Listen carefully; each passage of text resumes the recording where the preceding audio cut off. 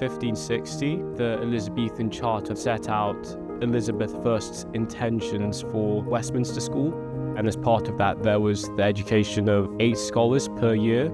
A King's Scholar at Westminster School, part of an age-old tradition. The ideal of young people who are very interested and curious being given the opportunity to explore their interests and to develop themselves in such a way that they would go on to have a positive impact on society. There's not really like a set stereotype for who's a scholar.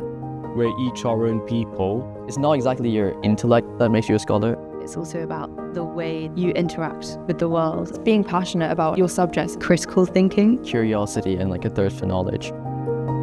As scholars, we're part of college. That's the name of our house.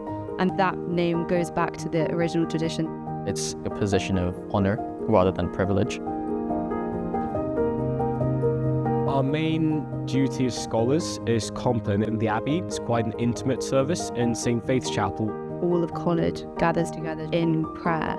We get to see the Abbey in a completely different light.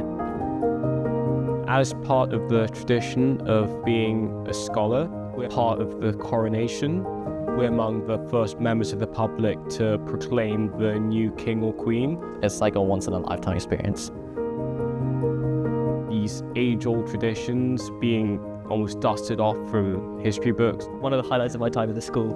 To become a King's Scholar at Westminster School, we took the challenge, which is the 13+ entrance exam. It's a set of exams and interviews which are sat in year 8. I'll choose their top 8 performers. At the moment for girls it's different. In 6th form they take the top 4 girls who performed well in the entrance exams, and in the interviews. If someone wanted to try to become a King's Scholar, I would say be yourself. When I had my interviews, it was very conversational. The enjoyment of doing that is what lots of scholars have in common.